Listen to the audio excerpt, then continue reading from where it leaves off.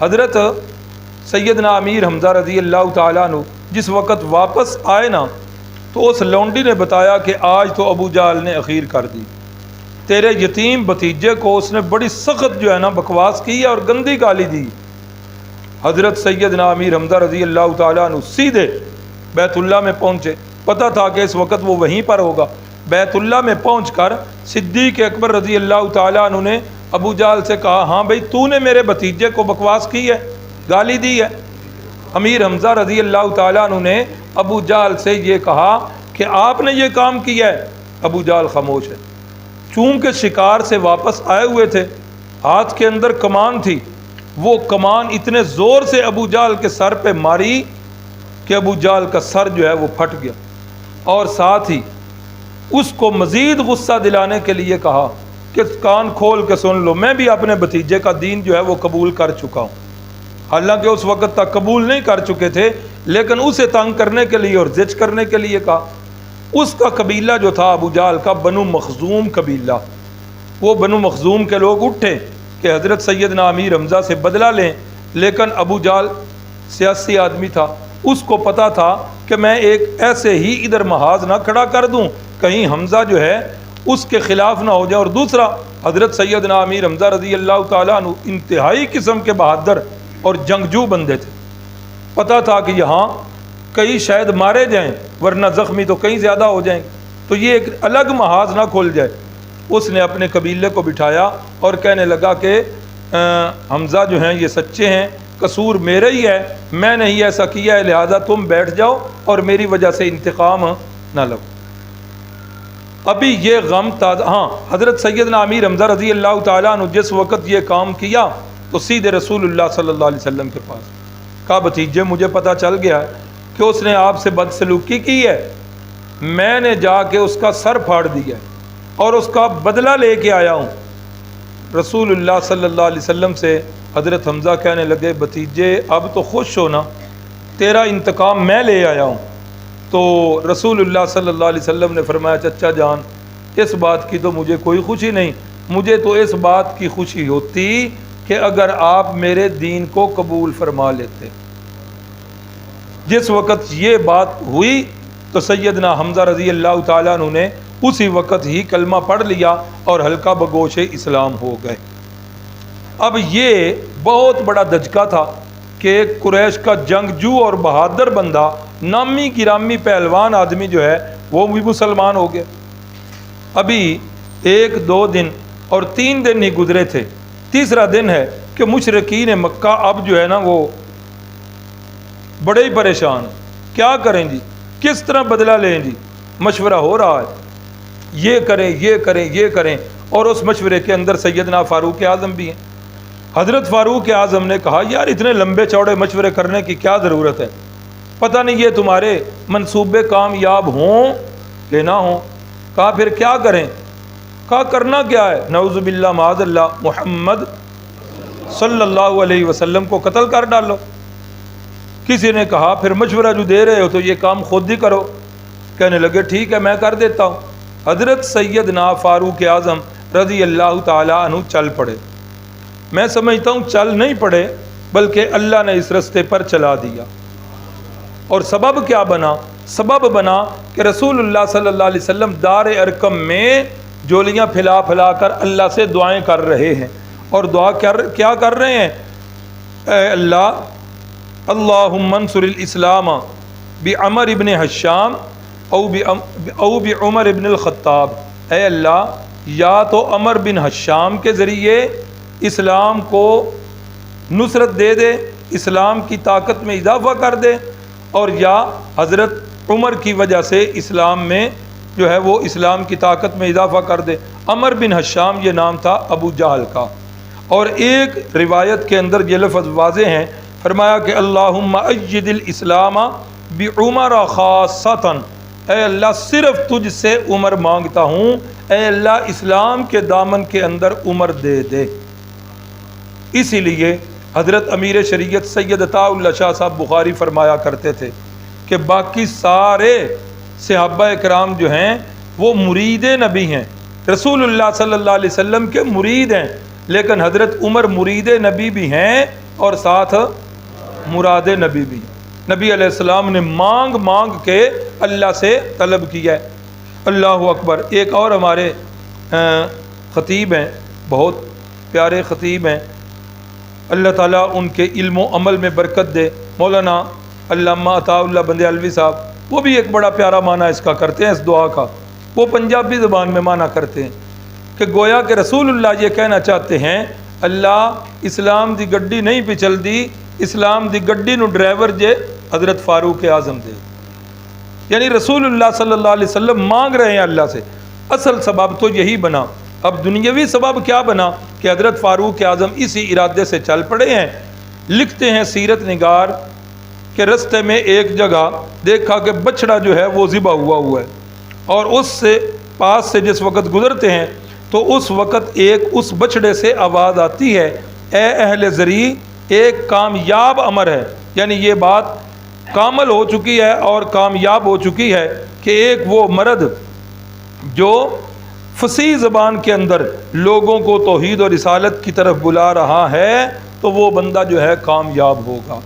حضرت فاروق اعظم فرماتے ہیں میں پھر آگے چل پڑا۔ آگے جس وقت گیا تو حضرت نعیم ابن عبداللہ سے ملاقات ہو گئی۔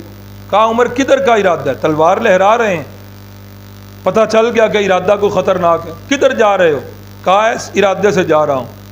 حضرت نعیم نے فرمایا کہ ادھر تو جا رہے ہو، پہلے اپنے گھر کی خبر لو، آپ کی بہن اور آپ کے بہنوئی تو مسلمان ہو چکے ہیں۔ پہلے ہی بڑے غصے میں تھے، اب جب یہ بات سنی تو غصے سے باہر ہو گئے کہ میرے گھر کے اندر اسلام، میری بہن اور میرے بہنوئی جو ہیں وہ مسلمان، یہ کیسے ہو سکتا ہے؟ اپنی منزل کا رخ موڑا اور سیدھے اپنی بہن کے گھر۔ کنڈی لگی ہوئی ہے اور اندر ایک صحابی رسول بھی ہیں جو انہیں اسلام کی تعلیم دے رہے ہیں۔ دروازہ کھٹکھٹایا، پوچھا کون؟ بتایا کہ میں عمر ہوں۔ اب جس وقت حضرت عمر کا نام سنا وہ جلدی جلدی قرآن مجید کے اوراق بھی چھپا دیے اور وہ صحابی جو مدرس تھے وہ بھی چھپ گئے۔ اللہ اکبر۔ اندر آ کے پوچھا کیا پڑھ رہے تھے؟ حضرت عمر نے اپنی بہن سے پوچھا، بہن نے خاموشی اختیار کی۔ میں پوچھ رہا ہوں کیا پڑھ رہے تھے؟ مجھے پتا چلا ہے تم بے دین ہو گئے ہو۔ فرمایا بے دین نہیں ہو گئے، ہم مسلمان ہو گئے۔ بس یہ سننا تھا کہ بہن کو پیٹنا شروع کر دیا۔ بہنوئی آگے بڑھے، ان کو بھی پیٹنا شروع کر دیا۔ جس وقت مارتے رہے کچھ تھک گئے اور ادھر سے بہن نے یہ جملہ بولا، عمر جس باپ کا خون تیری رگوں میں ہے میری رگوں میں بھی اسی باپ کا خون۔ اے عمر اگر تو کفر پر ڈٹ چکا ہے تو تیری بہن صنف نازک اسلام پہ ڈٹ چکی ہے اور اسے کوئی بھی دنیا کی طاقت اب پیچھے نہیں کر سکتی۔ نحمدہ ونصلی علی رسولہ الکریم، اما بعد، اعوذ باللہ من الشیطان الرجیم، بسم اللہ الرحمن الرحیم، الف لام میم، غلبت الروم فی ادنى الارض وهم من بعد غلبهم سيغلبون في بضع سنين، صدق اللہ العظیم۔ ایک دفعہ سارے حضرات درود پاک پڑھ لیں، محفل مزید بابرکت ہو جائے گی۔ اللہم صلی علی محمد وعلی آل محمد کما صلیت علی ابراہیم وعلی آل ابراہیم انک حمید مجید۔ اللہم بارک علی محمد وعلی آل محمد کما بارکت علی ابراہیم وعلی آل ابراہیم انک حمید مجید۔ ایک دفعہ اپنے رب کا شکر بھی ادا کریں، کہیں کہ یا اللہ تیرا شکر کہ تو نے ہمیں اپنے گھر میں اکٹھا کیا۔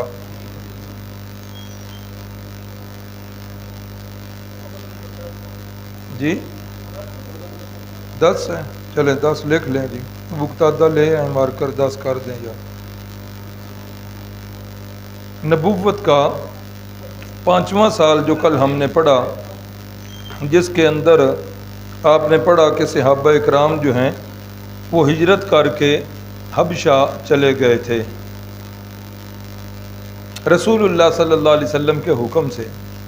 مکے کی زمین اتنی تنگ کر دی گئی، اتنی تنگ کر دی گئی کہ جو بیچارے غلام غریب لوگ تھے وہ تو اپنی جگہ پر تنگ تھے، لیکن جو صاحب ثروت لوگ تھے ان کے لیے بھی مکے کا شہر جو ہے اس کے اندر رہنا دوبھر ہو گیا، حتیٰ کہ حضرت سیدنا صدیق اکبر رضی اللہ تعالی عنہ وہ بھی ہجرت کر کے چل پڑے، اور چلتے چلتے ایک مقام برق الغماد لکھا ہوا ہے، اس مقام تک جب پہنچے تو آگے سے مکے کا ایک سردار آ رہا تھا، ابن دغنہ نام اس کا لکھا ہوا ہے۔ ابن دغنہ نے پوچھا ابو بکر کدھر جا رہے ہو؟ سیدنا صدیق اکبر رضی اللہ تعالیٰ عنہ نے فرمایا کہ مکے کو چھوڑ کے جا رہا ہوں، مکے کو چھوڑ کے جا رہا ہوں۔ کہاں جاؤ گے؟ کہا بس اللہ کی زمین میں پھرتا رہوں گا، اللہ کی عبادت کرتا رہوں گا۔ وہ سردار جو تھا ابن دغنہ مسلمان نہیں تھا، کافر تھا، اس کے یہ الفاظ کہ اے ابو بکر آپ جیسے لوگ ہی تو مکہ شہر کی زینت ہیں، آپ جیسے لوگ ہی تو مکہ شہر کی زینت ہیں، آپ مکہ نہیں چھوڑ سکتے، چلو میرے ساتھ واپس چلیں۔ اور اس موقع پر ابن دغنہ نے جو الفاظ کہے تھے سیرت کی کتابوں میں وہ بعین ہی لکھے ہوئے ہیں، یہ وہی الفاظ ابن دغنہ نے کہے جو الفاظ ام المؤمنین حضرت خدیجہ الکبریٰ نے رسول اللہ صلی اللہ علیہ وسلم پر جب پہلی وحی آئی تھی تو جو الفاظ ام المؤمنین حضرت خدیجہ الکبریٰ نے رسول اللہ صلی اللہ علیہ وسلم سے کہے تھے وہی الفاظ ابن دغنہ جو ہے صدیق اکبر سے کہہ رہا۔ کوئی آپس میں مطابقت نہیں ہے، ام المؤمنین کی اس سے ملاقات کوئی نہیں ہے، کوئی ان کی آپس کے اندر رشتہ داری نہیں ہے، وہ الفاظ سوائے رسول اللہ صلی اللہ علیہ وسلم کے کسی نے سنے نہیں ہیں، لیکن اتفاق دیکھیے کہ وہی الفاظ ہیں، دونوں جگہ بالکل سیم الفاظ ہیں۔ لفظ کیا ہیں؟ ادھر ام المؤمنین حضرت خدیجہ نے بھی یہی کہا، ابن دغنہ بھی کہہ رہا ہے انک لتصل الرحیم، ابو بکر آپ جیسا بندہ تو صلہ رحمیاں کرتا ہے، رشتہ داروں کو قریب کرتا ہے، وتقسم المعدوم وتحمل الکل وتقرئ الضیف وتعین علی نوائب الحق، ابو بکر آپ جیسا بندہ تو رشتہ داریوں کو قریب کرتا ہے اور کمزوروں کا بوجھ اٹھاتا ہے، بڑا مہمان نواز ہے اور نیکی کے کاموں میں بڑھ چڑھ کر حصہ لیتا ہے۔ اے ابو بکر آپ جیسے لوگوں کو تو مکہ نہیں چھوڑنا چاہیے، چلیے میرے ساتھ، اور میرے ساتھ چل کر مکے میں اپنی پناہ میں لوں گا، کوئی بندہ تجھے جو ہے وہاں تنگ نہیں کرے گا۔ ابن دغنہ آ گیا، حضرت صدیق اکبر ساتھ آ گئے، اور آ کر اس نے اعلان کر دیا نماز کے وقت یا جس وقت وہ بیت اللہ میں اکٹھے ہوتے تھے قریشی، جب اکٹھے تھے تو اس نے اعلان کر دیا بھئی دھیان سے سن لیں، ابو بکر صدیق کو میں نے پناہ دے دی ہے۔ اور اس وقت پناہ دینے کا کیا مطلب ہوگا شاید نئے بچے تو نہ سمجھیں، لیکن میری عمر کے ساتھی شاید سمجھ جائیں۔ بچپن میں ہم بھی ایک کھیل کھیلا کرتے تھے، کسی دوسرے کو بڑے کو مارا یا اپنے ساتھی کو، اور پھر اپنے سے بڑے کے پاس جا کر کہا میں تیرے حوالے، یاد آیا نا؟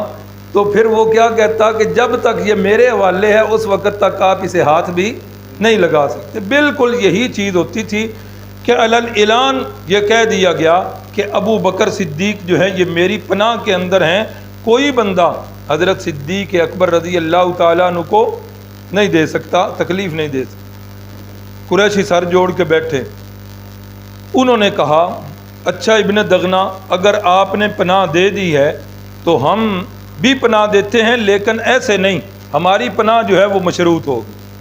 کیا مشروط؟ ابو بکر نے اگر اپنے رب کی عبادت کرنی ہے تو اپنے گھر کے اندر کرے گا، باہر نہیں کرے گا۔ نمبر 2، اس کو یہ کہیں کہ قرآن مجید کی تلاوت بھی اپنے گھر میں کرے گا اور آہستہ آواز میں کرے گا، اس لیے کہ ابو بکر جب قرآن مجید پڑھتا ہے نا تو اس وقت اس کی آواز بڑی پیاری ہے، اور وہ کلام، اس کلام میں تو کوئی ایسا جادو ہے کہ ہمارے بچے اور ہماری عورتیں جو ہیں وہ کھینچے چلے آتے ہیں، اور ہمیں اس بات کا ڈر ہے کہ کہیں ہمارے بچے جو ہے ابو بکر انہیں گمراہ نہ کر دیں۔ 2 شرطیں، ایک تو جو کچھ کرنا ہے اپنے گھر میں کرنا ہے، اور نمبر 2 قرآن مجید کی تلاوت کرنی ہے تو آہستہ آواز میں کر۔ اللہ اکبر، پناہ مل گئی۔ سیدنا صدیق اکبر کچھ دن تو گھر میں عبادت کرتے رہے، پھر سوچا ایک گھر کے اندر ہی جائے نماز بنا لی، اس جگہ کو وقف کر دیا کہ میں اس جگہ پر کیا کروں گا، اللہ کی عبادت کروں گا۔ اور سیدنا صدیق اکبر وہاں بیٹھ کر پھر اللہ کی عبادت کرتے، پھر اللہ کی عبادت کرتے، نماز پڑھتے، جو بھی طریقہ تھا، اور اس کے اندر قرآن مجید کی تلاوت کرتے۔ صدیق اکبر تلاوت کرتے ہوئے اپنے اوپر قابو نہ رکھ پاتے تھے۔ صدیق اکبر کی آواز جو ہے بلند ہونا شروع ہو جاتی۔ ایک دن بھی ہو گیا، 2 دن بھی ہو گئے، جب یہ روٹین بن گئی اور وہ قریشیوں کے بچے جو ہیں وہ ابو بکر کے گھر میں اکٹھے ہو جائیں، ابو بکر کے باہر اکٹھے ہو جائیں، قرآن مجید کو غور سے سنیں، چپ کر کے قرآن مجید کی تلاوت سنیں۔ اب انہوں نے دیکھا کہ یہ تو کام پھر خراب ہو، انہوں نے بلایا ابن دغنہ کو اور اسے کہا کہ کیا کرو، یا تو اپنی پناہ واپس لے لو، یا صدیق اکبر کو، ابو بکر کو پابند کرو کہ ابو بکر جو ہے وہ اونچی آواز میں تلاوت نہ کرے، وہی جو ہم نے شرط لگائی تھی۔ ابو بکر اس شرط کی پابندی نہیں کر رہا۔ ابن دغنہ جو ہے حضرت سیدنا صدیق اکبر رضی اللہ تعالیٰ عنہ کے پاس آیا اور انہیں آ کر کہنے لگا، ابو بکر خدا کا واسطہ، میں اگر آپ کو پناہ دے چکا ہوں تو پھر جو ہے اس پناہ کا کچھ پاس کرو، جن شرطوں پر پناہ دی گئی ہے وہ شرط آپ پوری نہیں کر رہے۔ صدیق اکبر فرمانے لگے کہ بس ابو بکر کے بس کی بات نہیں، ابو بکر جب قرآن مجید کی تلاوت کرتا ہے تو اسے کوئی ہوش ہی نہیں رہتی، ایسے ہی لگتا ہے جیسے میں اللہ سے کلام کر رہا۔ اس نے کہا نہیں، یہ شرط تو نہیں، شرط تو یہی تھی کہ چپ رہنا ہے، پھر کیا ہوگا، ایسے تو پھر پناہ جو ہے۔ صدیق اکبر رضی اللہ تعالیٰ عنہ نے فرمایا، مجھے تیری پناہ کی کوئی ضرورت نہیں، میں اب اللہ کی پناہ میں آتا ہوں، میں تیری پناہ واپس کرتا ہوں۔ ابن دغنہ کہنے لگا ایسے تو نہیں، پھر لوگوں کے اندر چل کے اعلان کرو۔ سیدنا صدیق اکبر رضی اللہ تعالیٰ عنہ نے لوگوں کے اندر اعلان کر دیا کہ ابن دغنہ نے جو مجھے پناہ دی تھی وہ اپنی بات میں بالکل ٹھیک رہا، پکا رہا، لیکن میں ابن دغنہ کی پناہ کو واپس کر رہا ہوں اور میں اپنے رب کی پناہ کے اندر آ رہا ہوں۔ جو کچھ کسی سے ہو سکتا ہے وہ کر لے، اب میں اللہ کی پناہ میں ہوں۔ تو یہ بھی نبوت کا 5واں سال ہے۔ نبوت کے 5ویں سال کے مطلب کا پتہ ہے نا؟ نبوت کا 5واں سال تو آپ صلی اللہ علیہ وسلم کی عمر مبارک کتنی ہو گئی جی؟ 45 سال، یعنی نبوت ملے ہوئے 5 سال ہو چکے ہیں۔ کچھ لوگ ہجرت حبشہ کر چکے ہیں۔ حضرت صدیق اکبر رضی اللہ تعالیٰ عنہ ان کا ہجرت کا واقعہ بھی سنا دیا۔ اب جس وقت 6واں نبوی سال ہے،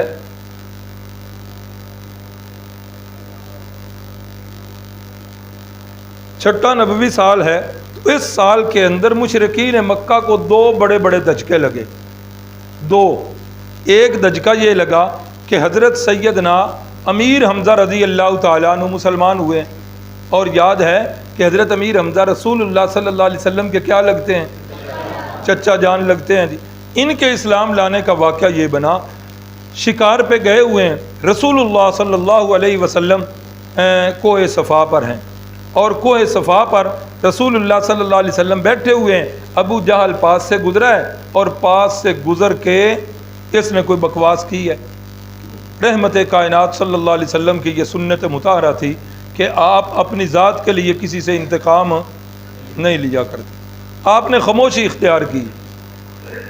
وہ دوبارہ گزرا، پھر اس نے بکواس کی، پھر خاموشی ہوئی۔ تیسری دفعہ تو گویا اس نے کوئی گالی قسم کا لفظ جو ہے وہ دے دیا۔ اس وقت کوئی لونڈی جو ہے پاس کھڑی سن رہی تھی، اس نے دیکھا کہ ابو جہل اتنی گندی گالی دے رہا ہے اور جواب میں رسول اللہ صلی اللہ علیہ وسلم جو ہے خاموش ہیں۔ جس وقت ابو جہل پھر چلا گیا، حضرت سیدنا امیر حمزہ رضی اللہ تعالیٰ عنہ جس وقت واپس آئے نا، تو اس لونڈی نے بتایا کہ آج تو ابو جہل نے اخیر کر دی، تیرے یتیم بھتیجے کو اس نے بڑی سخت جو ہے نا بکواس کی ہے اور گندی گالی دی۔ حضرت سیدنا امیر حمزہ رضی اللہ تعالیٰ عنہ سیدھے بیت اللہ میں پہنچے، پتہ تھا کہ اس وقت وہ وہیں پر ہوگا۔ بیت اللہ میں پہنچ کر صدیق اکبر رضی اللہ تعالیٰ عنہ نے ابو جہل سے کہا، ہاں بھائی تو نے میرے بھتیجے کو بکواس کی ہے، گالی دی ہے۔ امیر حمزہ رضی اللہ تعالیٰ عنہ نے ابو جہل سے یہ کہا کہ آپ نے یہ کام کیا ہے، ابو جہل خاموش ہے۔ چونکہ شکار سے واپس آئے ہوئے تھے، ہاتھ کے اندر کمان تھی، وہ کمان اتنے زور سے ابو جہل کے سر پہ ماری کہ ابو جہل کا سر جو ہے وہ پھٹ گیا، اور ساتھ ہی اس کو مزید غصہ دلانے کے لیے کہا کہ کان کھول کے سن لو، میں بھی اپنے بھتیجے کا دین جو ہے وہ قبول کر چکا ہوں۔ حالانکہ اس وقت تک قبول نہیں کر چکے تھے، لیکن اسے تنگ کرنے کے لیے اور زج کرنے کے لیے کہا۔ اس کا قبیلہ جو تھا ابو جہل کا، بنو مخزوم قبیلہ، وہ بنو مخزوم کے لوگ اٹھے کہ حضرت سیدنا امیر حمزہ سے بدلہ لیں، لیکن ابو جہل سیاسی آدمی تھا، اس کو پتا تھا کہ میں ایک ایسے ہی ادھر محاذ نہ کھڑا کر دوں کہیں حمزہ جو ہے اس کے خلاف نہ ہو جائے، اور دوسرا حضرت سیدنا امیر حمزہ رضی اللہ تعالیٰ عنہ انتہائی قسم کے بہادر اور جنگجو بندے تھے، پتا تھا کہ یہاں کئی شاید مارے جائیں ورنہ زخمی تو کئی زیادہ ہو جائیں گے، تو یہ ایک الگ محاذ نہ کھول جائے۔ اس نے اپنے قبیلے کو بٹھایا اور کہنے لگا کہ حمزہ جو ہیں یہ سچے ہیں، قصور میرا ہی ہے، میں نے ہی ایسا کیا ہے، لہذا تم بیٹھ جاؤ اور میری وجہ سے انتقام نہ لو۔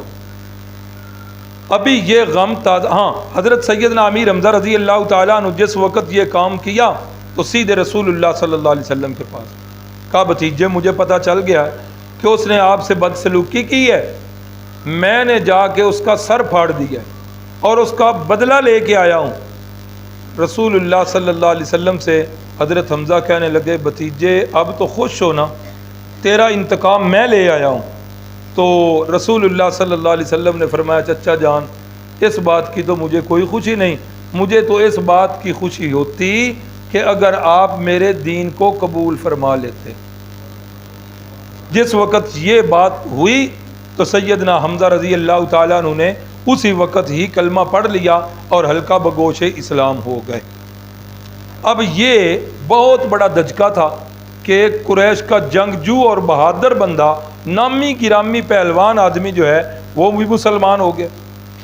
ابھی 1 2 دن اور 3 دن ہی گزرے تھے، تیسرا دن ہے کہ مشرکین مکہ اب جو ہے نا وہ بڑے ہی پریشان ہیں، کیا کریں جی، کس طرح بدلہ لیں جی، مشورہ ہو رہا ہے، یہ کریں یہ کریں یہ کریں، اور اس مشورے کے اندر سیدنا فاروق اعظم بھی ہیں۔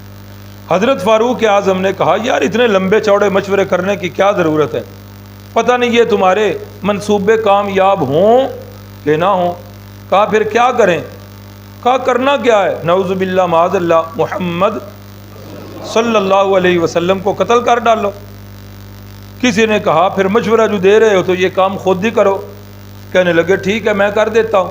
حضرت سیدنا فاروق اعظم رضی اللہ تعالی عنہ چل پڑے۔ میں سمجھتا ہوں چل نہیں پڑے بلکہ اللہ نے اس رستے پر چلا دیا۔ اور سبب کیا بنا؟ سبب بنا کہ رسول اللہ صلی اللہ علیہ وسلم دار ارقم میں جولیاں پھیلا پھیلا کر اللہ سے دعائیں کر رہے ہیں، اور دعا کیا کر رہے ہیں؟ اے اللہ، اللہم انصر الاسلام بعمر ابن حشام او بعمر ابن الخطاب۔ اے اللہ، یا تو عمر بن حشام کے ذریعے اسلام کو نصرت دے دے، اسلام کی طاقت میں اضافہ کر دے، اور یا حضرت عمر کی وجہ سے اسلام میں جو ہے وہ اسلام کی طاقت میں اضافہ کر دے۔ عمر بن حشام یہ نام تھا ابو جہل کا، اور ایک روایت کے اندر یہ لفظ واضح ہیں، فرمایا کہ اللہم اید الاسلام بعمر خاصتاً، اے اللہ صرف تجھ سے عمر مانگتا ہوں، اے اللہ اسلام کے دامن کے اندر عمر دے دے۔ اسی لیے حضرت امیر شریعت سید عطا اللہ شاہ صاحب بخاری فرمایا کرتے تھے کہ باقی سارے صحابہ اکرام جو ہیں وہ مرید نبی ہیں، رسول اللہ صلی اللہ علیہ وسلم کے مرید ہیں، لیکن حضرت عمر مرید نبی بھی ہیں اور ساتھ مراد نبی بھی۔ نبی علیہ السلام نے مانگ مانگ کے اللہ سے طلب کیا ہے۔ اللہ اکبر۔ ایک اور ہمارے خطیب ہیں، بہت پیارے خطیب ہیں، اللہ تعالیٰ ان کے علم و عمل میں برکت دے، مولانا علامہ عطا اللہ بندیالوی صاحب، وہ بھی ایک بڑا پیارا معنی اس کا کرتے ہیں، اس دعا کا۔ وہ پنجابی زبان میں معنی کرتے ہیں کہ گویا کہ رسول اللہ یہ کہنا چاہتے ہیں، اللہ اسلام دی گڈی نہیں پہ چل دی، اسلام دی گڈی نو ڈرائیور جے حضرت فاروق اعظم دے۔ یعنی رسول اللہ صلی اللہ علیہ وسلم مانگ رہے ہیں اللہ سے، اصل سبب تو یہی بنا۔ اب دنیاوی سبب کیا بنا کہ حضرت فاروق اعظم اسی ارادے سے چل پڑے ہیں۔ لکھتے ہیں سیرت نگار کہ رستے میں ایک جگہ دیکھا کہ بچڑا جو ہے وہ ذبح ہوا ہے، اور اس سے پاس سے جس وقت گزرتے ہیں تو اس وقت ایک اس بچڑے سے آواز آتی ہے، اے اہل زری، ایک کامیاب امر ہے، یعنی یہ بات کامل ہو چکی ہے اور کامیاب ہو چکی ہے کہ ایک وہ مرد جو فصیح زبان کے اندر لوگوں کو توحید اور رسالت کی طرف بلا رہا ہے تو وہ بندہ جو ہے کامیاب ہوگا۔ حضرت فاروق اعظم فرماتے ہیں میں پھر آگے چل پڑا۔ آگے جس وقت گیا تو حضرت نعیم ابن عبداللہ سے ملاقات ہو گئی۔ کہا عمر کدھر کا ارادہ ہے؟ تلوار لہرا رہے ہیں، پتہ چل گیا کہ ارادہ کو خطرناک ہے، کدھر جا رہے ہو؟ کہا اس ارادے سے جا رہا ہوں۔ حضرت نعیم نے فرمایا کہ ادھر تو جا رہے ہو، پہلے اپنے گھر کی خبر لو، آپ کی بہن اور آپ کے بہنوئی تو مسلمان ہو چکے ہیں۔ پہلے ہی بڑے غصے میں تھے، اب جب یہ بات سنی تو غصے سے باہر ہو گئے کہ میرے گھر کے اندر اسلام، میری بہن اور میرے بہنوئی جو ہیں وہ مسلمان، یہ کیسے ہو سکتا ہے؟ اپنی منزل کا رخ موڑا اور سیدھے اپنی بہن کے گھر۔ کنڈی لگی ہوئی ہے اور اندر ایک صحابی رسول بھی ہیں جو انہیں اسلام کی تعلیم دے رہے ہیں۔ دروازہ کھٹکھٹایا، پوچھا کون؟ بتایا کہ میں عمر ہوں۔ اب جس وقت حضرت عمر کا نام سنا وہ جلدی جلدی قرآن مجید کے اوراق بھی چھپا دیے اور وہ صحابی جو مدرس تھے وہ بھی چھپ گئے۔ اللہ اکبر۔ اندر آ کے پوچھا کیا پڑھ رہے تھے؟ حضرت عمر نے اپنی بہن سے پوچھا، بہن نے خاموشی اختیار کی۔ میں پوچھ رہا ہوں کیا پڑھ رہے تھے؟ مجھے پتا چلا ہے تم بے دین ہو گئے ہو۔ فرمایا بے دین نہیں ہو گئے، ہم مسلمان ہو گئے۔ بس یہ سننا تھا کہ بہن کو پیٹنا شروع کر دیا۔ بہنوئی آگے بڑھے، ان کو بھی پیٹنا شروع کر دیا۔ جس وقت مارتے رہے کچھ تھک گئے اور ادھر سے بہن نے یہ جملہ بولا، عمر جس باپ کا خون تیری رگوں میں ہے میری رگوں میں بھی اسی باپ کا خون۔ اے عمر اگر تو کفر پر ڈٹ چکا ہے تو تیری بہن صنف نازک اسلام پہ ڈٹ چکی ہے اور اسے کوئی بھی دنیا کی طاقت اب پیچھے نہیں کر سکتی۔ اللہ اکبر، اللہ اکبر۔ اب دل پسیج گیا، دل نرم ہو گیا۔ اب جو ہے نا بیٹھ گئے اور فرمانے لگے کہ لاؤ وہ کیا کلام پڑھ رہے تھے مجھے بھی سناؤ۔ اللہ اکبر۔ کہا ایسے نہیں، آپ جو ہے غسل کریں۔ غسل کیا اور جو ہے سورۃ طٰہٰ کی آیات پڑھ کر سنائی گئیں۔ طٰہٰ ما انزلنا علیک القرآن لتشقیٰ، اے محبوب صلی اللہ علیہ وسلم ہم نے قرآن اس لیے تو نازل نہیں کیا کہ آپ مشقت میں پڑ جائیں۔ تنزیلا ممن خلق الارض، یہ قرآن کس کا کلام ہے؟ کس کی طرف سے نازل ہوا ہے؟ خلق الارض والسماوات العلا، جس ہستی نے اس اتنی بڑی وسیع زمین کو پیدا کیا اور آسمان بلند کو پیدا کیا، یہ اس ہستی کا کلام ہے۔ الرحمن، وہ ہستی کون ہے جی؟ فرمایا وہ اللہ ہے الرحمن۔ علی العرش استویٰ، وہ عرش پر قائم ہے۔ لہو ما فی السماوات و ما فی الارض، یہ پوری زمین اور پورا آسمان اور ان کے درمیان جو کچھ ہے اس سارے کے اوپر راج بھی کس کا چل رہا ہے؟ اسی ہستی کا چل رہا ہے۔ وما بینہما وما تحت الثری، زمین کے نیچے او گلی مٹی تک جو کچھ ہے اس پر بھی راج کس کا چل رہا ہے؟ اسی ہستی کا چل رہا ہے۔ وَإِن تَجْهَرْ بِالْقَوْلِ، اے مخاطب اگر تو زبان سے کوئی بات کرے اونچی آواز سے تو وہ ہستی جو ہے تیری زبان سے نکلی ہوئی بات کو سن لے گی، اس لیے کہ فَإِنَّهُ يَعْلَمُ السِّرَّ وَأَخْفَى، وہ ایسی ہستی ہے جو راز کو بھی جانتی ہے اور راز سے پوشیدہ بات جو ہے اس کو بھی جانتی ہے۔ راز کس کو کہتے ہیں جی؟ راز اس کو کہتے ہیں جو میں نے کسی کو بھی نہیں بتایا، جو میں نے کسی کو بتا دیا وہ پھر راز۔ یہاں اللہ کی کون سی صفت آئی؟ فَإِنَّهُ يَعْلَمُ السِّرَّ، کہ وہ ایسی ذات ہے جو رازوں کو بھی جانتی ہے، وَأَخْفَى، اور راز سے جو مخفی بات ہے اس کو بھی جانتی ہے۔ اب راز جو ہے یہ بذات خود ایک مخفی چیز ہے، کسی کو پتہ ہی نہیں ہے، اس سے مخفی چیز کیا ہوگی؟ مفسرین کرام نے لکھا کہ اخفا سے مراد وہ خیالات، وہ ارادے جو آج میرے ذہن میں نہیں ہیں، آنے والے کل کو میرے ذہن میں آئیں گے، اللہ ان خیالات کو بھی جانتا ہے۔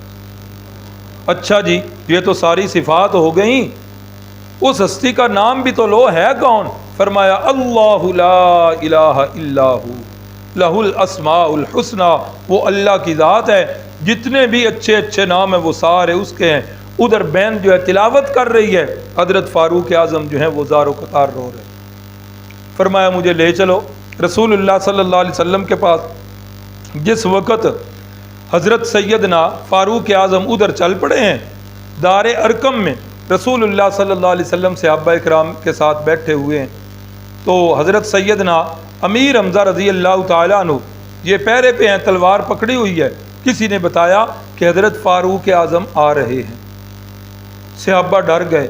عمر آ رہا ہے، لگتا ہے کہ آج کوئی خون خرابہ ہوگا، اچھے ارادے سے نہیں آ رہا۔ حضرت سیدنا امیر حمزہ فرمانے لگے ڈرنے کی کوئی بات نہیں، اگر اچھے ارادے سے آ رہا ہے تو اہلا و سہلا و مرحبا، ہمارا بھائی ہے، اور اگر خدا نہ خواستہ غلط ارادے سے آ رہا ہے تو پریشان نہ ہو، اسی کی تلوار سے اس کا سر اتار دوں، پریشان نہ ہو۔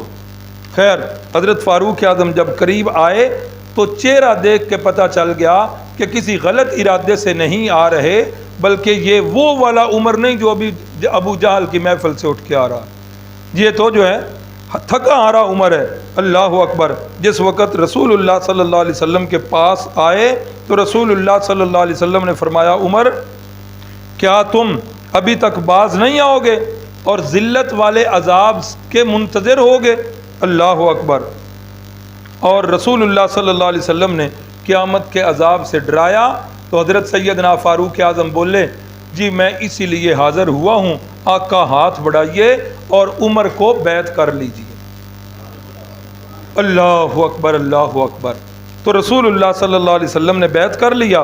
حضرت فاروق اعظم رضی اللہ تعالیٰ عنہ اب جس وقت ادھر سے نکلے ہیں، سیرت نگار لکھتے ہیں کہ نماز کا وقت ہو رہا ہے تو نماز پڑھنی ہے، صحابہ اکرام اور رسول اللہ صلی اللہ علیہ وسلم تیاری کر رہے ہیں۔ تو حضرت فاروق اعظم نے پوچھا یا رسول اللہ کیا کرنے لگے ہیں؟ فرمایا عمر رب کی عبادت کرنے لگے۔ کدھر؟ کہا جی ادھر دار ارقم میں۔ کہا جی بیت اللہ کے اندر جا کے اللہ کی عبادت کریں۔ اللہ اکبر۔ فرمایا عمر تیری قوم وہاں عبادت کرنے نہیں دیتی۔ فرمایا نہیں یا رسول اللہ صلی اللہ علیہ وسلم، عمر کے آنے سے پہلے بھی چھپ کر عبادت ہو اور عمر کے آنے کے بعد بھی چھپ کر عبادت ہو تو پھر عمر کے اسلام لانے کا فائدہ کیا ہوگا؟ دو قطاریں بنی ہیں، درمیان میں رسول اللہ صلی اللہ علیہ وسلم ہے، ایک قطار کے امیر سیدنا امیر حمزہ رضی اللہ تعالیٰ عنہ اور دوسری قطار میں آگے جو ہیں حضرت فاروق اعظم۔ کیا عجیب شان ہے، صحابہ اکرام دو قطاروں میں ہیں، ایک قطار کا سپہ سالار فاروق اعظم اور دوسری قطار کا سپہ سالار امیر حمزہ، دونوں مکے کے جنگجو اور فاروق اعظم تلوار لہرا لہرا کے نعرے لگا رہے ہیں اوے لوگو جس نے اپنے بچے یتیم کروانے ہیں آ جائے میدان کے اندر۔ عمر جو ہے محمد کا غلام بن چکا ہے صلی اللہ علیہ وسلم۔ جس نے اپنی بیوی کو بیوہ کروانا ہے آ جائے میدان میں۔ عمر جو ہے اپنے آقا کا کلمہ پڑھ چکا ہے اور اپنے آقا کا غلام بن چکا ہے۔ اللہ اکبر، اللہ اکبر۔ تو یہ دو اسلام جو ہیں سیدنا حمزہ رضی اللہ تعالیٰ عنہ اور سیدنا فاروق اعظم 6 نبوی سال کے اندر یہ معاملہ ہو گیا۔ اب جو ہے قریش مکہ اب بڑے ہی پریشان ہیں۔ کل بھی میں نے اشارہ کیا تھا کہ ہجرت حبشہ جو ہوئی تو پہلی ہجرت سے جو واپس آئے لوگ ان کے واپس آنے کا سبب کیا بنا؟ ایک سبب یہی تھا کہ انہوں نے سن لیا تھا کہ حضرت عمر اور حضرت حمزہ مسلمان ہو چکے ہیں، اب تو مکہ کی زمین جو ہے ہمارے لیے مناسب ہوگی۔ لیکن جب آئے تو حالات پہلے سے بھی گڑبڑ ہو چکے تھے۔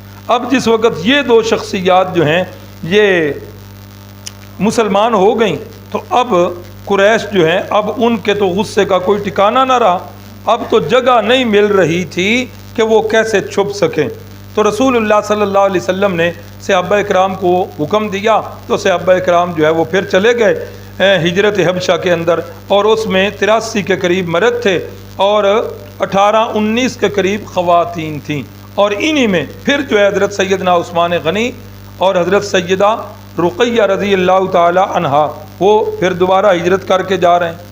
اب جس وقت یہ لوگ ادھر پہنچے، اب مکے والے سر جوڑ کے بیٹھ گئے کہ ہم جتنا اس دعوت کو دبا رہے ہیں یہ تو دن بدن کامیاب جا رہے ہیں، عمر ہیں تو وہ مسلمان ہو گئے ہیں، حمزہ ہیں تو مسلمان ہو گئے ہیں، ہم نے بڑے پہرے لگائے تھے، پھر مسلمان جو ہے ادھر سے چھپ کے پھر جو ہے وہ چلے گئے ہیں حبشہ کی طرف۔ کیا کریں؟ اب چونکہ پہلے تو تھوڑے لوگ گئے تھے، اب جو ہے زیادہ تعداد میں لوگ چلے گئے۔ اب انہیں فکر لاحق ہوئی، ایک تو اس بات کی فکر لاحق ہوئی کہ مسلمان ادھر جا کر کہیں اپنی جمعیت نہ بنا لیں اور ایک تعداد کے اندر اپنی قوت بنا کر کہیں ایسا دن نہ آئے کہ مکے پر حملہ کر دیں۔ کیا کریں جی؟ طے یہ ہوا کہ نجاشی کے پاس جو ہے ایک وفد بھیجا جائے اور وہ وفد جو ہے جا کر نجاشی کو بتائے، جو حبشہ کا بادشاہ ہے اسے بتائے اور اسے مجبور کرے کہ ان مسلمانوں کو واپس مکہ میں بھیجیں۔ اللہ اکبر۔ تو اب بات آئی کہ اس وفد کا جو ہے نا سرپرستی کون کرے، بات کون کرے؟ تو سوچ بچار کے بعد دو سیاسی شخصیات تھیں اور بات کرنے کے بڑے ماہر تھے، ٹیبل ٹاک کے بڑے ماہر ہیں، اور ان بندوں کو چنا گیا کہ جو انتہائی کامیاب سفارت کریں گے۔ ایک عمر ابن العاص ہیں اور دوسرے عبداللہ ابن ربیہ ہیں، ان کو چنا گیا، ساتھ اور بھی لوگ انہیں دیے گئے اور ساتھ انہیں بیش قیمت جو ہیں تحفے اور تحائف دیے گئے، بڑے قیمتی تحفے تحائف۔ بادشاہ کے لیے تحفے الگ ہیں، ایک عربی النسل گھوڑا جو بہت قیمتی تھا وہ بھی بادشاہ کے لیے، نجاشی کے لیے بھیجا گیا، اور ساتھ وہ جو وزیر مشیر تھے ان کے لیے الگ تحفے اور تحائف بھیجے گئے، اور ساتھ یہ بھی کہ بادشاہ نجاشی کے دربار میں جو مذہبی رہنما ہیں، جسے اس وقت کی زبان میں جنہیں بطریق کہا جاتا تھا، ان مذہبی رہنماؤں پادریوں کے لیے الگ سے تحفے دیے گئے، اور اسے بڑا کامیاب جو ہے نا سفر گردانا گیا، اور کہا گیا کہ یہ دو بندے جس سفر پہ بھی جاتے ہیں ناکام واپس نہیں آتے۔ اب یہ وفد چلا اور نجاشی سے ملنے کے لیے پہلے جا کر یہ درباریوں سے ملے، وزراء سے، مشیروں سے ملے، اور انہیں تحفے تحائف پیش کیے، اور انہیں بتایا کہ کچھ لوگ جو ہے نا وہ ہمارے باپ دادا کے دین سے پھر گئے ہیں اور تمہارے دین پر بھی نہیں ہے، عیسائی تھا وہ، تمہارے دین پر بھی نہیں، کوئی نیا دین ہی انہوں نے بنا لیا ہے۔ تو وہ لوگ جو ہیں جب ہم نے انہیں مجبور کیا کہ اپنے باپ دادا کے دین پہ واپس آ جاؤ، تو وہ جو ہیں ہم سے بھاگ گئے ہیں، اور وہ بھاگ کر آپ کے ملک کے اندر آ گئے ہیں۔ ہم یہ چاہتے ہیں کہ بادشاہ کے ساتھ کل جب ہم نجاشی کے ساتھ بات کریں تو آپ ہمارے ہم نوا بنو، آپ ہماری ہم آواز ہو کر ان بندوں کو واپس جو ہے بھجواؤ۔ انہوں نے کہا ٹھیک ہے، یہ تو کوئی اتنا مشکل کام نہیں ہے، نجاشی آسانی سے مان جائے۔ نجاشی کو بتایا گیا کہ مکے سے وفد آیا ہے، آپ سے ملنا چاہتا ہے۔ چونکہ مکہ جو ہے اسلام سے قبل بھی اس کی مرکزیت تھی، اور اس کی مرکزیت اللہ اکبر، وہ شاید اس دفعہ بات رہ گئی ہے، پہلے تو بتایا ہوا تھا۔ مکے کا ایک نام جو ہے بیت اللہ کا ایک نام کعبہ ہے، اور کعبہ جو ہے عربی زبان میں ابری ہوئی ہڈی کو کہتے ہیں۔ یہ جو ہے نا وارجلکم الی الکعبین، ٹخنوں تک جو ہے پاؤں دھو لو، تو قاب ٹخنے کو کہتے ہیں، اور ٹخنا ابری ہوئی ہڈی ہوتی ہے۔ کعبے کو کعبہ کیوں کہتے ہیں؟ لکھتے ہیں کہ یہ ساری زمین پانی پر تھی، ساری کی ساری زمین۔ سب سے پہلے جس جگہ بیت اللہ ہے یہاں سے ایک بلبلہ نکلا تھا، اور وہ بلبلہ نکل کر پھٹ گیا، اور یہاں سے زمین جو ہے ابری، اور اس جگہ جہاں زمین ابری وہ بالکل زمین کا سنٹر اور درمیان ہے، اور اسی جگہ پر اس وقت جو ہے وہ بیت اللہ ہے، کعبہ ہے۔ اور کعبے کو ایک تو مرکزیت یہ ہے کہ کعبے سے جتنی خشکی جو ہے مشرق کی طرف اتنا ہی مغرب کی طرف، جتنا شمال کی طرف اتنا جنوب کی طرف، بالکل جس طرح وہ پرکار سے دائرہ لگائے نا تو وہ درمیان میں جو نقطہ ہوتا ہے ہر طرف برابر ہوتا ہے، ایسے ہی بیت اللہ کو ایک تو مرکزی حیثیت یہ ہے کہ دنیا کے بالکل وسط میں ہے، اور دوسری مرکزیت کہ دنیا کے اندر بڑے بڑے 3 مذہب تھے اس وقت، یہودی، عیسائی اور مشرکین مکہ جو ادھر لوکل مذہب تھا. تو یہ تینوں جو ہیں اپنے آپ کو منسوب کرتے تھے کس سے؟ حضرت ابراہیم علیہ السلام سے. اور بیت اللہ کے بنانے والے کون ہیں؟ حضرت ابراہیم علیہ السلام ہے. دوسری دفعہ جب اس کی تعمیر ہوئی، یہ بات پیچھے گزر چکی ہے، تو اس وجہ سے کعبے کو مرکزیت حاصل تھی. اب پتہ چلا کہ بیت اللہ سے لوگ آئے ہیں، نجاشی نے بالکل جو ہے دربار میں خاص اہتمام کیا، اور ان لوگوں کو، یہ 2 جو تھے عمر ابن العاص اور عبداللہ ابن ربیعہ، ان کو اپنے دائیں بائیں کرسیوں پر بٹھایا اور باقی لوگوں کو سامنے بٹھایا. کہو جی کس کام کے لیے آئے ہو؟ اپنا مدعا بیان کیا کہ ہمارے کچھ لوگ جو ہیں بد دین ہو گئے ہیں، باپ دادا کے دین کو چھوڑ دیا وغیرہ وغیرہ، وہ ساری کہانی جو ہے وہ سنائی. تو آپ مہربانی کریں انہیں جو ہے نا ہمارے ساتھ واپس بھیجیں. اب جس وقت یہ بات کر کے خاموش ہوئے عمر ابن العاص، تو وہ جن بطریقوں کو، جن پادریوں کو، مذہبی رہنماؤں کو تحفے دیے گئے تھے نا، اب وہ بول پڑے. کہنے لگے جی بالکل یہ ان کے بھگوڑے لوگ ہیں، انہیں واپس بھیجنا چاہیے. نجاشی کہنے لگا کہ وہ اس وقت ہیں کدھر؟ کہا جی آپ کے ملک میں. کہا انہیں بلایا جائے. وہ بندے گئے، وہ جا کر انہوں نے پیغام دیا ان صحابہ اکرام کو کہ نجاشی جو ہے وہ تمہیں طلب کر رہا ہے. اچھا بھائی کیوں؟ وجہ کیا ہے؟ وہ جس وقت استاد کسی شاگرد کو بھیجتا ہے نا، جاؤ فلاں کو بلا کے لاؤ، تو وہ جس کو بلانا ہوتا ہے وہ سب سے خیر تو ہے، کچھ شکایت لگ گئی، ہاں یہی ماحول، خیر تو ہے، کیوں نجاشی بلا رہا ہے، ہمیں اس کو ہماری کیا ضرورت؟ کہا کہ وہ مکے سے ایک وفد آیا ہے. اب یہ صحابہ پریشان کہ اسی بات کا ڈر تھا تو اب وہی کام ہو گیا ہے. اب یہ سوچو بچار میں کہ کیا کریں.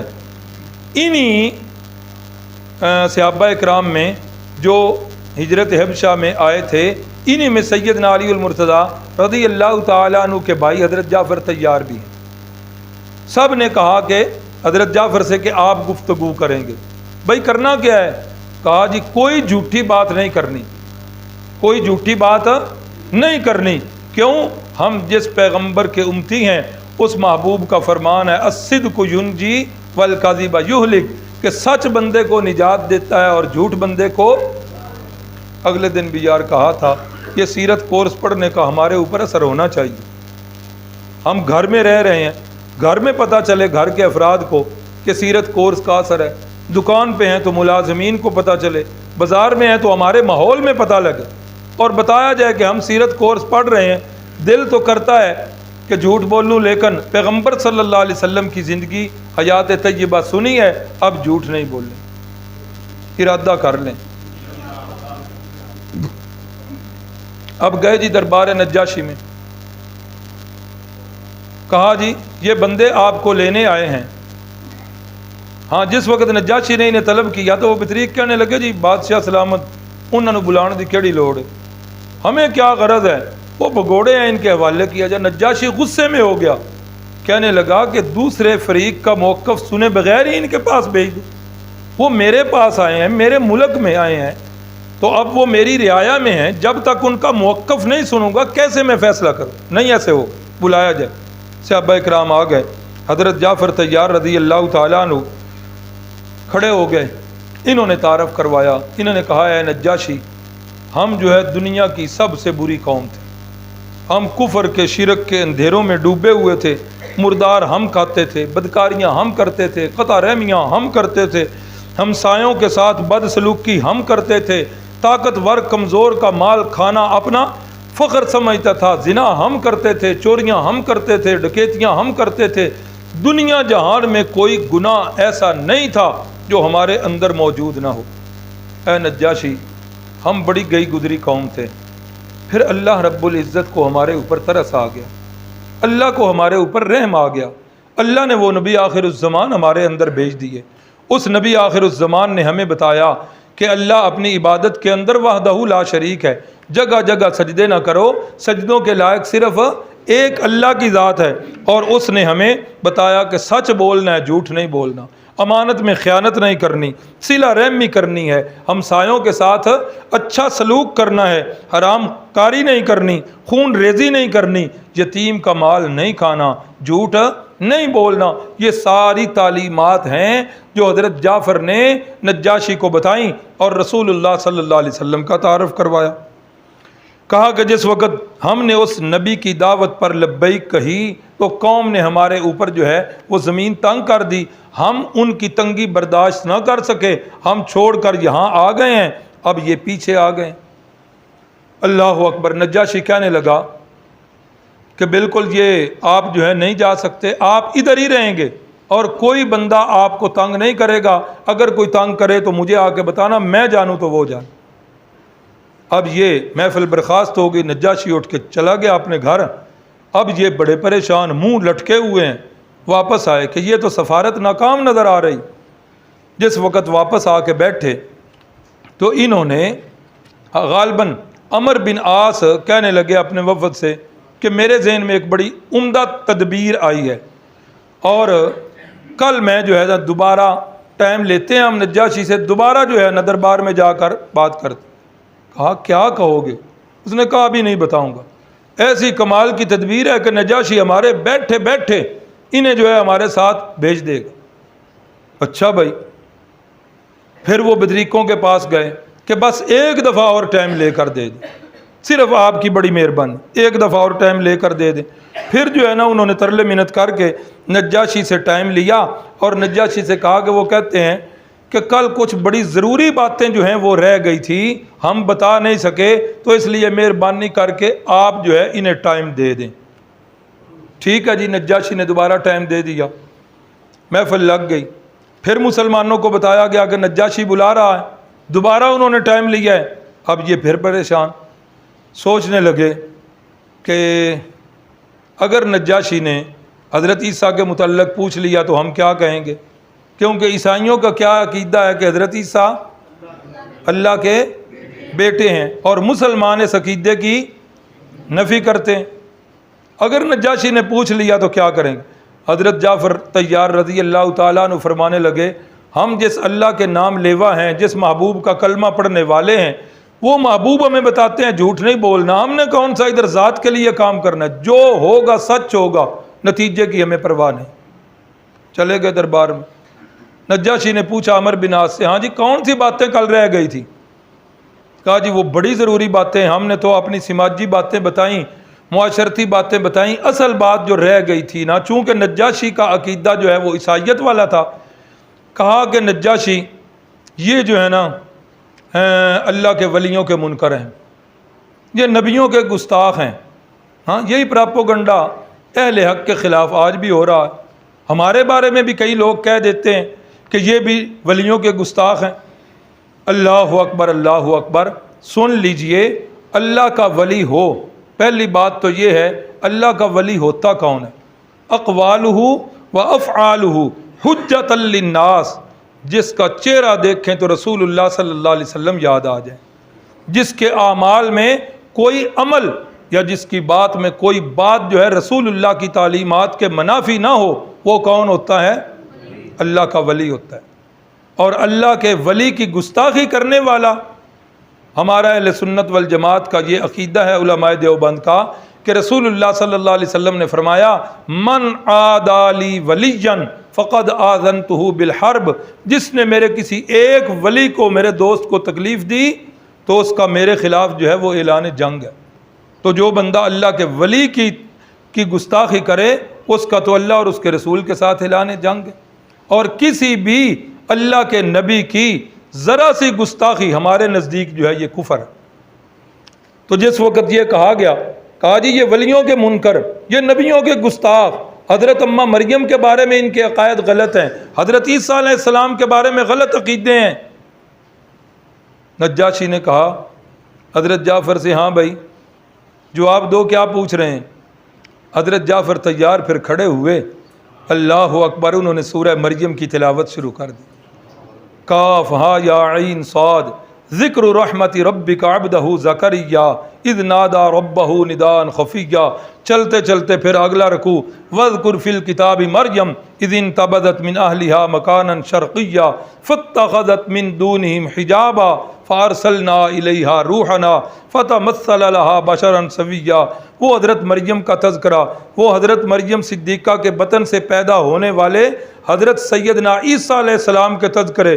پھر جس وقت حضرت جعفر یہاں پہنچے نا، قال انی عبد اللہ، کہ جب تہمتیں لگ رہی تھی اماں مریم پر، تو حضرت عیسیٰ علیہ السلام جو چند لمحوں کے تھے، والدہ کا دودھ پی رہے ہیں، چھاتی کے ساتھ منہ لگایا ہوا ہے، ادھر سے بکواس کرنے والوں نے بکواس کی، یا اخت ہارون ما کان ابوک امرأ سوء وما کانت امک بغیہ، اے ہارون کی بہن، نہ تو تیری ماں بری تھی نہ تیرا باپ بدکار آدمی تھا، یہ تو کون سا چن چاڑ کے آ گئی ہے، شادی تو ہوئی نہیں ہے اور یہ بچہ کہاں سے آ گیا، لگتا ہے کہ کام خراب کر رہی ہو، تیرے ماں باپ تو ایسے نہیں تھے۔ اللہ اکبر، اللہ اکبر۔ قریب تھا کہ اماں مریم کا کلیجہ پھٹ جاتا۔ اللہ رب العزت نے حضرت عیسیٰ علیہ السلام کے دل میں الہام کیا، عیسیٰ اب دودھ پینے کا وقت نہیں، تیری ماں کے کردار پہ لوگ انگلیاں اٹھا رہے ہیں، اب ماں کی صفائی دینے کا وقت آ گیا۔ حضرت عیسیٰ علیہ السلام نے اپنا منہ مبارک پیچھے کیا اور ان کی طرف منہ کر کے انہیں جواب دیا، انی عبد اللہ، میں اللہ کا بندہ ہوں۔ میں کون ہوں؟ دونوں کے مذہب کی نفی ہو گئی۔ یہودیت کا عقیدہ کہ حضرت عیسیٰ علیہ السلام ولد الزنا ہے، نعوذ باللہ، یہ یہودیت کا عقیدہ ہے، اور عیسائیت کا عقیدہ کہ حضرت عیسیٰ علیہ السلام اللہ کے بیٹے ہیں، دونوں کی نفی ہوئی۔ انی عبد اللہ، میں اللہ کا خاص بندہ ہوں، اور ولد الزنا اللہ کا خاص بندہ نہیں ہوتا۔ عیسائیت کی نفی ہو گئی کہ میں ابن اللہ نہیں ہوں بلکہ عبد اللہ ہوں، اللہ کا بندہ ہوں۔ جس وقت حضرت جعفر طیار یہ آیتیں پڑھ رہے ہیں، وَإِذَا سَمِعُوا مَا أُنزِلَ إِلَى الرَّسُولِ تَرَىٰ أَعْيُنَهُمْ تَفِيضُ مِنَ الدَّمْعِ مِمَّا عَرَفُوا مِنَ الْحَقِّ، نجاشی کو دیکھا تو وہ بھی زار و قطار رو رہا ہے، وہ بطریق جو اپنی کتابیں سامنے کھول کے بیٹھے ہوئے ہیں، اللہ کے کلام کا اثر یہ ہوا کہ ان کے بھی آنسو جاری ہو کر ان کی کتابوں کے اوراق پہ پڑ گئے ہیں۔ جس وقت حضرت جعفر طیار رضی اللہ تعالیٰ عنہ خاموش ہوئے تو نجاشی نے زمین سے ایک تنکا اٹھایا اور تنکا اٹھا کے کہنے لگا، سنو کان کھول کے، حضرت عیسیٰ علیہ السلام کے بارے میں جو ان کا عقیدہ ہے، حضرت عیسیٰ علیہ السلام ایک تنکا بھی اس سے زیادہ نہیں، ان کا عقیدہ بالکل وہی سچا ہے، اور ہم نے اپنی کتابوں کے اندر جس رسول کے اور جس نبی کے تذکرے پڑھے ہیں یہ اسی کی تعلیم ہے، اور وہ آخر الزمان نبی آ چکے۔ اللہ اکبر، اللہ اکبر۔ وہ جو بڑی کامیاب سفارت لے کے گئے تھے انہیں منہ کی کھانی پڑی، ذلیل اور رسوا ہوئے۔ پھر جس وقت نجاشی نے اپنا فیصلہ سنایا تو حضرت جعفر طیار رضی اللہ تعالیٰ عنہ فرمانے لگے، اے نجاشی، میں بھی ان سے کچھ سوال کرنا چاہتا ہوں۔ کہا جی کرو۔ پہلا سوال، آج میں ایک کتاب کو پڑھ رہا تھا، اس کتاب میں یہ لفظ ہی ایسے تھے میری بھی ہنسی نکل گئی۔ تو حضرت جعفر طیار نے فرمایا، پہلا سوال یہ کیا، ہم کسی کے غلام ہیں؟ ہاں، ہم کسی کے غلام ہیں کہ ہم کسی کے غلام ہیں کہ بھاگ کے آئے ہیں اور ہمیں یہ واپس لے جانا چاہتے ہیں؟ دو جواب۔ نجاشی نے پوچھا، ہاں جی یہ سارے غلام ہیں کسی کے؟ کہا نہیں، غلام تو نہیں ہے، تو آزاد ہیں، شریف مرد ہیں۔ اچھا، دوسرا سوال، کیا ہم کسی کو قتل کر کے آئے ہیں کہ یہ قتل کے بدلے کے لیے ہمیں لے جانا چاہتے ہیں؟ کہا جی نہیں، قتل بھی نہیں کر کے آئے۔ کہا کہ کسی کا مال لوٹ کے آئے ہیں؟ کہا نہیں جی، مال بھی لوٹ کے نہیں آئے۔ کہا اچھا ٹھیک ہے۔ پھر اس وقت نجاشی نے رسول اللہ صلی اللہ علیہ وسلم کی طرف ایک خط لکھا اور کہا یہ نجاشی کی طرف سے خط ہے اور سیدنا محمد الرسول اللہ صلی اللہ علیہ وسلم کے نام یہ خط ہے۔ نجاشی بھی مسلمان ہو گیا اور اس کے درباری بھی کئی مسلمان ہو گئے۔ تو یہ سفارت بھی ان کی ناکام ہو گئی۔ اور اللہ اکبر، اللہ اکبر، یہ ہجرت حبشہ کا دوسرا واقعہ تھا۔ اگلے واقعات جو ہیں وہ پھر رہ گئے ہیں، اللہ کو منظور ہوا تو انشاءاللہ کل سبق جو ہے ادھر سے ہی آگے چلے گا۔ بہت سارے احباب جو ہیں وہ دعاؤں کے لیے کہہ رہے ہیں، ظاہری طور پر دیکھ کر کہہ رہے ہیں، اے اللہ تو ہمارے باطن کو بھی ظاہر کے مطابق بنا دے، اور اے اللہ میرے ان سارے بھائیوں اور بہنوں کی دعاؤں کو قبول فرما لے۔ بسم اللہ الرحمن الرحیم، الحمدللہ رب العالمین والعاقبۃ للمتقین، اللہم صلی علی محمد وعلی آل محمد كما صليت على إبراهيم وعلى آل إبراهيم إنك اللهم بارك على محمد وعلى آل محمد. سمعنا وأطعنا غفرانك ربنا وإليك المصير. اللهم من أحييته منا فأحيه على الإسلام ومن توفيته منا فتوفه على الإيمان. اللهم وفقنا لما تحب وترضى من القول والفعل والعمل والنية. اللهم سهل مشكلات الدنيا والآخرة. رب توفنا مسلما والحقنا بالصالحين. اللهم اشف مرضانا ومرضى المسلمين. یا شافی الامراض اشفی مرضانا. اللهم سهل مشکلات الدنیا والآخرہ. اللهم سهل مشکلات الدنیا والآخرہ. ربنا آتنا فی الدنیا حسنہ وفی الآخرۃ حسنہ وقنا عذاب النار. اے اللہ جن پاک باز لوگوں کے تذکرے ہم نے سنے، اے اللہ ان کے ایمان کا کوئی حصہ ہمیں بھی نصیب فرما دے. اے اللہ ہمیں بھی صحابہ اکرام کے نقش قدم پر چلا دے. اے اللہ ہمیں اپنے پیارے محبوب کی سیرت پر اسوہ حسنہ پر چلنے کی توفیق عطا فرما دے. اے میرے اللہ ہم سب کو اسلام والی زندگی اور ایمان والی موت نصیب فرما دینا. ہمارے اعزاء و اقارب میں جو تیرے پاس پہنچ چکے اسلام کی حالت میں، اے اللہ انہیں کروٹ کروٹ جنت نصیب فرما دینا. اے میرے مالک ہم سب کو قیامت والے دن جس پیارے محبوب کے تذکرے پڑھ رہے ہیں، اے اللہ ان کی شفاعت نصیب فرما دینا. اے اللہ ہمیں ان کی شفاعت نصیب فرما دینا. اے اللہ میرا ظاہر دیکھ کر جن بہنوں نے بھائیوں نے دعاؤں کے لیے کہا ہوا ہے، اے اللہ ان بیچاروں کی لاج رکھ لینا. اے اللہ ان کی دعاؤں کو قبول فرما لینا. اے اللہ ان کی جائز خواہشات کی تکمیل فرما دینا. آمین یا رب العالمین. صلی اللہ علی النبی الکریم وعلی آلہ واصحابہ وازواجہ وذریاتہ واہل بیتہ وعترتہ اجمعین برحمتک یا ارحم.